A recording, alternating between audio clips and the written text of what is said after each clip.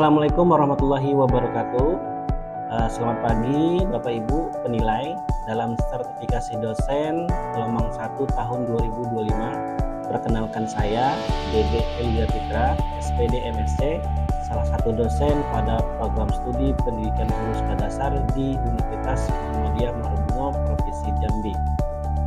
Video ini saya sampaikan sebagai pengantar untuk dokumen pernyataan diri dosen dalam unjuk kerja Tridharma Perguruan Tinggi atau PDD UKDPT yang merupakan bagian dari persyaratan dalam proses seleksi sertifikasi dosen gelombang 1 tahun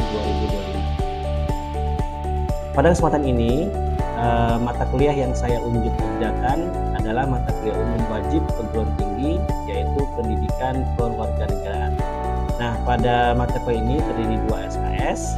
Bentuk pembelajaran yang saya sampaikan melalui beberapa metode dan model pembelajaran, dan pada video unjuk kerja ini saya menggunakan metode ceramah interaktif, kuliah lapangan tematik, dan model pembelajaran kontekstual teacher centered learning. Ada dalam proses pembelajaran baik secara teoritis maupun dalam kontekstual pembelajaran. Deskripsi mata kuliah pendidikan penggunaan PKN adalah satu mata kuliah wajib umum yang harus wajib di setiap perguruan tinggi dan semua mahasiswa wajib mengambil mata kuliah ini. Pada dasarnya PKN adalah pembelajaran yang belajar tentang keindonesiaan, menjadi manusia yang berkepribadian Indonesia dan juga membangun kebangsaan. Oleh karena itu, bagi seorang sarjana dan profesional sebagian bagian dari masyarakat Indonesia yang terdidik perlu memahami tentang keindonesiaan. Nah, memiliki kepribadian Indonesia dan juga memiliki rasa kebangsaan terhadap bangsanya sendiri. Yang kata lain adalah cinta tanah air. Kemudian capaian pembelajaran lulusan pada prodi pendidikan guru sekolah dasar dibebankan ada 2. Yang pertama itu adalah bertakwa kepada Tuhan Yang Maha Esa, mampu menunjukkan sikap religius. Yang kedua, berperan sebagai warga negara yang bangga dan cinta terhadap tanah air dan memiliki rasa nasionalis serta rasa tanggung jawab pada negara dan bangsa. Selanjutnya pada pembelajaran atau mata kuliah pendidikan kewarganegaraan ini ada pokok pembahasan, setidaknya ada 9.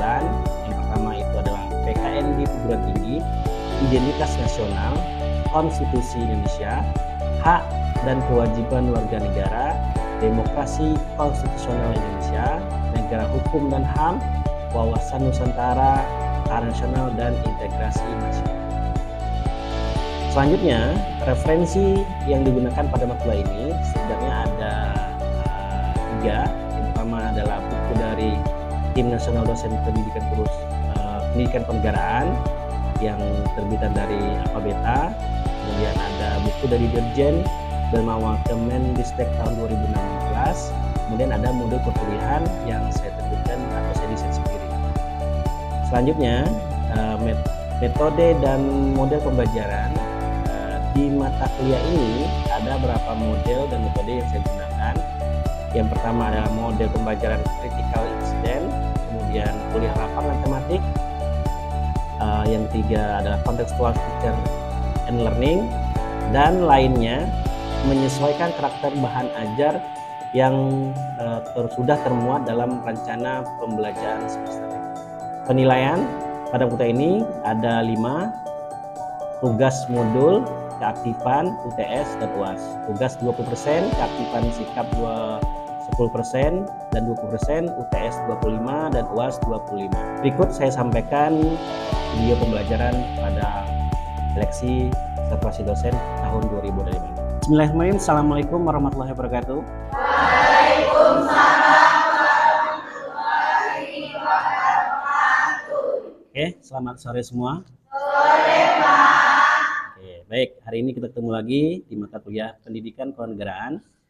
Kita akan melanjutkan mata kuliah sebelumnya, yang sebelum pertemuan pertama itu kita membahas tentang pendidikan kewarganegaraan. Dan hari ini kita akan membahas tentang identitas nasional. Identitas nasional ini nanti terbagi dua topik atau dua pertemuan juga. Pertemuan pertama nanti kita pembelajaran materi yang Pak sampaikan hari ini. Yang kedua kita akan pembelajaran kontekstual yang akan kita ke lapangan atau kuliah tematik di lapangan nanti. Baik, sebelum kita memulai perkuliahan pada sore hari, silakan untuk kita berdoa dulu pada ketua kelas. Silakan. Baiklah teman-teman, sebelum kita mulai pembelajaran pada sore hari ini, marilah kita berdoa dengan harapan semoga dalam pembelajaran nantinya kita mendapatkan ilmu bermanfaat. Doa dimulai. Bismillahirrahmanirrahim. Raditu billahi rabba wa bil islami dina wa bi Muhammadin nabiyya wa rasulah. Rabbi zidni ilman warzuqni fahman. Amin. Terima kasih. Selanjutnya Bapak akan mengabsensi kehadiran pada hari ini. Yang pertama itu Abdullah ada? Ya. Kemudian Ahmad Ipaldo, Alia, Amanda Sofia, Amelia Putri, Azila, absen ya. Kemudian Burhanuddin, absen. Ini dua anak ini memang nggak pernah masuk lagi ya? Oke. Kemudian Celsa. Selanjutnya ada Dina Noviana Putri, hadir. Kemudian Dirca. Yang selanjutnya Ferdi Ramadan, ada? Ada datang. Oke, baik. Fitri Dianisa. Praya Diva. Sakit. Ada ini izin lewat WA atau ada surat keterangan? Oh ya. Kemudian Puji, Halimatus, Indah Fajrina, Irma Luria, Husnul Khotimah, Lailatul Hasanah, Muhammad Fahril, Muazzah Sabrina, Muhammad Ardiansah, Muhammad Farhan, Nabila Adia Mecha, ada? Naila, Novi Alia, kemudian Nuriyah, Nurul Putri, nggak ada, absen. Kuen, kemudian Resi, Rini, Rizka Oktora ya, Salma, Sarah Amelia, Siti Anissa, Panisa, Yeni, Zika Nurul. Ada. Oke, terima kasih. Nanti kehadiran kalian itu bisa dicek di smart kalian masing-masing, gitu ya. Dan harapannya nanti ini juga untuk akhir semester. Setelah ini mungkin kalian diusahakan untuk mengecek persensinya satu dari pertemuan pertama sampai ke 16. Ternyata kita itu presensinya harus ada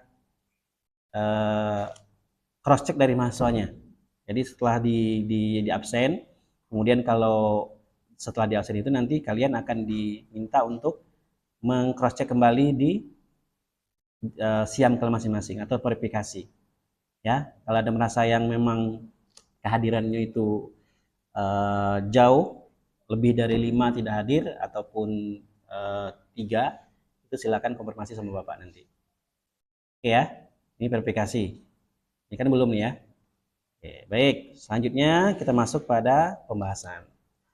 Jadi pada hari ini, pada siang ini, Bapak akan menyampaikan materi tentang identitas nasional. Identitas nasional ini nanti kita akan ada pembelajaran kontekstualnya yang akan kita bersama-sama akan kuliah tematik nanti ya, ke rumah Tuo di Rantau Panjang. Jadi hari ini Bapak akan menyampaikan materi pengantar Sisanya nanti kita akan belajar bersama di lapangan nanti. Oke, baik. Saya rasa untuk internasional kalian sudah sedikit memahami materi ini karena sudah Bapak sampaikan melalui modul dan juga buku dan juga diskusi kelompok sebelum kita masuk pada materi ini. Nah, jadi Bapak akan sedikit mengulang pembahasan materi internasional. Yang pertama, tentu pencapaian pembelajaran. Pencapaian pembelajaran kita yaitu dapat mengimplementasikan identitas nasional atau sejarahnya yang merupakan paham nasional atau cinta tanah air. Jadi intinya identitas nasional itu memiliki karakter kebangsaan yang harus dimiliki oleh setiap mahasiswa. Kenapa itu penting? Karena itu merupakan identitas yang kita miliki sebagai warga negara Indonesia. Itu intinya ya. Nah, tujuan pembelajarannya harapannya pada dua kali nanti pertemuannya, yaitu mahasiswa diharapkan mampu memahami apa itu identitas nasional dan mengapa identitas itu terbentuk baik secara nasional maupun lokal. Ya, kemudian yang kedua, kita mencoba melihat, menganalisis kira-kira ada nggak nilai-nilai kearifan lokal yang terkandung di rumah tua atau panjang nanti. Ya, itu sebagian dari identitas lokal. Tentu nanti materinya akan jelasin lagi. Yang ketiga, kita menunjukkan kepedulian terhadap pelestarian budaya lokal sebagian dari bentuk identitas nasional. Jadi harapannya nanti ketika kita selesai dari kuliah lapangan, kita punya kesadaran bahwa ternyata sejarah lama itu kalau dibiarkan tanpa pelestarian itu akan hilang. Nah, mungkin kalian bisa melihat bahwa ternyata di Bungo ataupun sekitarnya itu identitasnya banyak sekali. Tetapi hanya dikit yang orang yang tahu budaya lokalnya. Padahal orang luar yang tahu identitas lokal itu. Kita aja sebagai warga Jambi ataupun warga daerah atau lokal itu sangat sedikit yang paham tentang identitas lokal itu sendiri. Kemudian yang keempat, nanti mahasiswa diharapkan dapat mengkomunikasikan atau membuat karya hasil dari eksplorasi budaya dalam bentuk karya ilmiah maupun kreatif. Nah, nanti ada kegiatan yang harus kalian lakukan dan harapannya itu nanti bisa terpublikasikan dan orang-orang bisa melihat bahwa kekayaan lokal itu sangat banyak yang perlu kita publikasikan. Itu ya, nanti kegiatannya akan dijelaskan nanti. Oke, materi pembelajarannya setidaknya ada 4. Ya, pertama internasional sebagai karakter bangsa, ini sering kita diskusikan juga. Kemudian ada sejarah dan fungsi rumah tua yang nanti kita akan pelajari bersama-sama nanti di lapangannya. Nilai-nilai kearifan lokal masyarakat Melayu dan kemudian strategi pelestarian budaya di era modern nanti. Ya. Nah, bentuk perkuliahan pertama tentu interaktif. Hari ini saya akan menyampaikan materi yang nanti akan berinteraksi sama mahasiswa semua. Kemudian nanti kita akan lanjut kepada kuliah lapangan tematik. Kemudian nanti ada observasi lapangan, kemudian diskusi kelompok, kemudian baru proyek kreatif dan penulisan etnografi. Nah, nanti penulisan etnografi ini mungkin kita tulisan dalam bentuk esai nanti. Ya, kalau etnografi kalian harus bikin desain. Harapannya nanti setidaknya dari pembelajaran kita nanti pada internasional ada produk yang kita hasilkan. Mungkin nanti buku nanti. Ya, nanti yang akan jelasin Bapak di akhir pembelajaran. Kemudian yang kedua, model pembelajaran tentu contextual teaching learning. Jadi kita pembelajaran itu memang harus melihat ke lapangannya, realnya. Tidak hanya sekedar teoritis, tidak hanya penyampaian materi dari Bapak. Mudah-mudahan dari banyaknya materi pendidikan kewarganegaraan di internasional itulah yang sedikit berkesan dalam pembelajaran pada semester ini. Harapannya seperti itu. Oke ya. Oke, next. Kita masuk. Ini sedikit menjelasin feedback bahwa ternyata sekarang itu kita memiliki masalah yaitu krisis identitas nasional. Nah, salah satunya yang untuk generasi muda ya, dari banyak hal itu setidaknya ada 6 hal yang membuat kita krisis identitas nasional. Yang pertama, hilangnya batas wilayah dan kategori. Intinya apa? Teknologi membuat kita tidak ada lagi rasa rasa keingintahuan, ya, rasa keingin belajaran. Semuanya, apapun informasinya itu sudah ada di teknologi. Nah, kehilangan batas wilayah dan kategori ini atau ada negatif dan juga positifnya. Kalau negatif positifnya adalah kita bisa melihat seperti apa wajah dunia dan wajah keindonesiaan kita. Jadi tanpa harus kita ke tempatnya kan. Kita mau ke Palembang, pengen lihat ciri-ciri khas Palembang, kita sudah bisa lihat dari teknologi. Kita pengen lihat ke Papua Raja Ampat, seperti apa budaya, kita bisa lihat teknologi. Tetapi negatifnya itu adalah kepedulian terhadap sesama, soal budaya mungkin, identitas mungkin itu mulai menghilang. Kenapa? Kita terlalu individualis karena terlalu sibuk dengan teknologinya masing-masing. Itu. Yang kedua, di zaman bapak dulu atau mungkin bapak-bapak kalian itu pasti backgroundnya adalah orang kebarat-baratan, ya, celananya cutbray, ya, kemudian bajunya melebar, semacam. Itu budaya yang dikenal dulu. Sekarang sudah berganti. Sekarang sudah berganti kemana? Ke Korea-Koreaan. Maka lahirlah celana pensil, ya. Kemudian rambut-rambut cepak, apa namanya tuh? Cepek, belah tengah. Kalau zaman dulu belah tengah. Kalau sekarang enggak, belah samping, kemudian menaik ke atas, apa nama rambutnya itu? Nah, moha ya. Nah, itu salah satu bentuk pertukaran budaya. Jadi kita belum ada nih style keindonesiaannya. Kalau orang mengenal Indonesia, style apa coba yang diingat orang? Batik. Jadi kalau orang mengenal Indonesia adalah batiknya. Nah, itu. Syukur-syukur nanti di Umuba, ya, ada hari batik mahasiswa. Jadi setiap hari Kamis, mungkin hari Rabu pakai baju batik semua kan. Itu salah satu bentuk kita menghindari stigma yang namanya tadi? Gaya ke Koreaan tadi itu. Pergeseran itu. Yang ketiga, sangat sedikit sekarang generasi muda kita atau lagi kalian mungkin dalam ruang ini yang mengidolakan pahlawan bangsa kita. Yang mengidolakan figur-figur yang masih hidup di Indonesia. Misal mungkin Pak Prabowo mungkin, ya. Kalah sama kalah Lee Min Ho dan lain-lainnya. Kalah sama Blackpink dan lainnya. Ya kan? Mungkin kalau nggak kenal sama Kartini kan, lebih kenal sama Jennie misalnya kan. Nah, itu pertukaran budaya itu. Yang itu cukup bermasalah. Ya. Nah, itulah salah satu figur asing. Oke, kemudian yang keempat, gaya hidup yang hedonis dan individualis terus menguat. Nah, mungkin kalian bisa merasakan bahwa bagaimana kita terpengaruh oleh gaya-gaya ada di media sosial. Salah satunya orang trennya pakai iPhone, kita harus bisa pakai iPhone juga. Trennya orang sudah ganti gaya baju, celana, kita harus ikut juga. Semua tren kita ikut-ikutan. Walaupun kita tidak butuh itu sebenarnya. Tapi kenapa? Karena kemajuan dari teknologi dan gaya hidup itu mempengaruhi individual yang hidup di zaman sekarang. Nah, termasuk mulainya individual yang dipengaruhi oleh teknologi yang bernama HP. Nah, itu ya. Kalau dulu kalian mungkin pernah dengar emak-emak itu paling senang kalau ngumpul.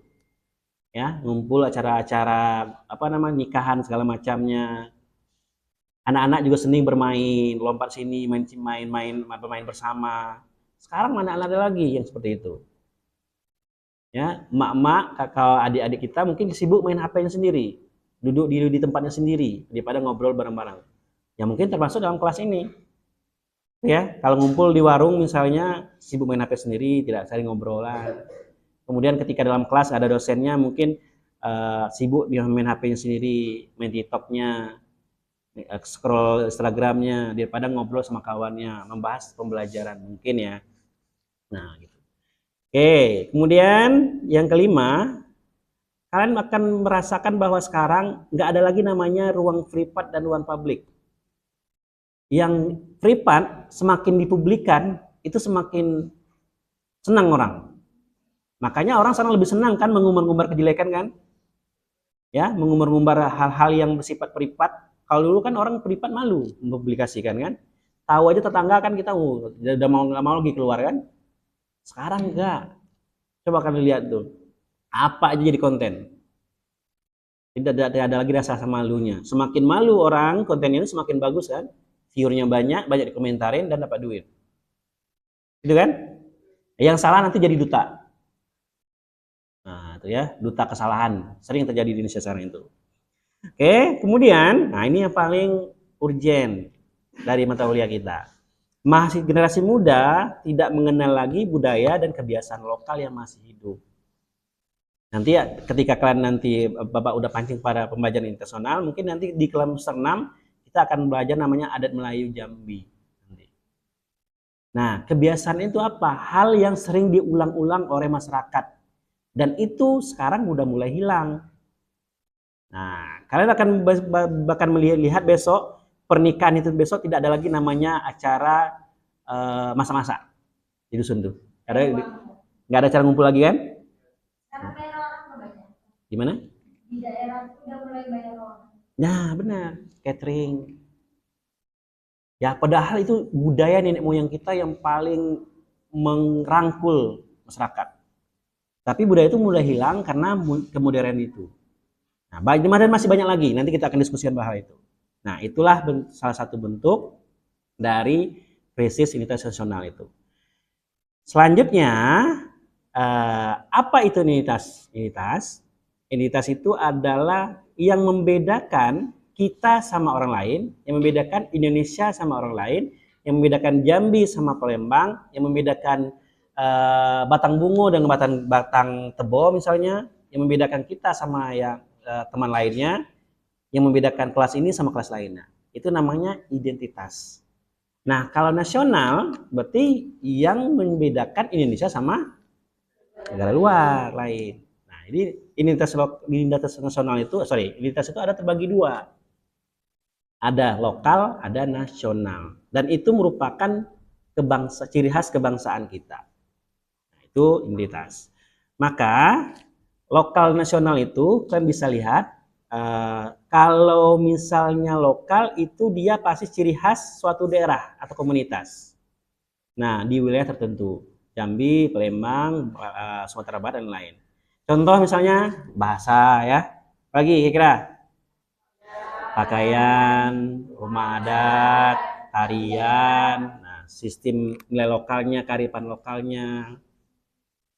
Nah, jadi identitas lokal itu mencerminkan kekayaan budaya dan warisan sejarah daerah. Tanpa sejarah daerah tidak akan jadi nama Indonesia. Ya, maka dulu kita ketika mau merdeka harus ada bahasa yang bisa menyatukan Indonesia. Bahasa apa namanya? Indonesia. Itulah yang menjadi identitas nasional. Kalau tidak ada bahasa Indonesia ini sebagai identitas nasional, tidak akan bisa klop itu antara Sumatera sama Jawa. Orang ngomong ini, kita ngomong apa, ngomong awannya. Kira-kira gitu lah ya. Kita paham. Ya, ketika itu Belanda nyerang dulu, mengasih kode kepada Sumatera, nggak mungkin kan bahasa Jawa yang pakai. Nah, hebatnya pada dulu kita itu, maka dibuatlah bahasa persatuan. Dan itu menjadi identitas nasional. Paham ya beda dua itu ya? Oke, gitu. Lebih ke penguatan pembelajaran kita. Oke, kemudian mengapa mahasiswa perlu memahami keduanya? Yang pertama itu adalah agar tidak hilang jati diri lokal sekaligus menjaga persatuan nasional. Kemudian mahasiswa menjadi jembatan budaya antar daerah maupun keindonesiaan.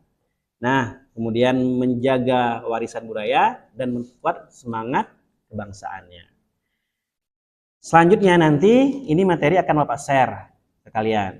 Jadi biar nggak kelamaan pembahasannya, kita banyak diskusinya nanti. Maka yang selanjutnya yang ingin Bapak sampaikan adalah, nah ini Jadi setelah kita memahami tentang internasional, nanti kita akan belajar seperti apa identitas lokal dalam bentuk nyatanya, realnya. Jadi kan kita bercerita tentang seperti apa identitas lokal, tarian, budaya segala macamnya. Nanti kedepannya kita akan belajar pembelajaran kontekstual ke rumah tuo adat, ya. Oke, terima kasih. Demikian materi kita pada sore hari ini. Dari materi dan juga rencana kegiatan kita ke lapangan, mungkin rekan-rekan mahasiswa ada yang ingin ditanyakan, silakan. Monggo, kita diskusi dulu soal ini, perkuliahan. Ya, satu orang dua orang yang tanya silakan. Tentang materi internasional sama mungkin Pak seperti apa teknis ke lapangan nanti, boleh tanya itu, silakan. Yuk, belakang, yang ujungnya. Dari materi apa yang disampaikan, ada pertanyaan silakan. Yuk. Kita sudah paham semua, kira-kira. Bebas pertanyaannya, ya silakan.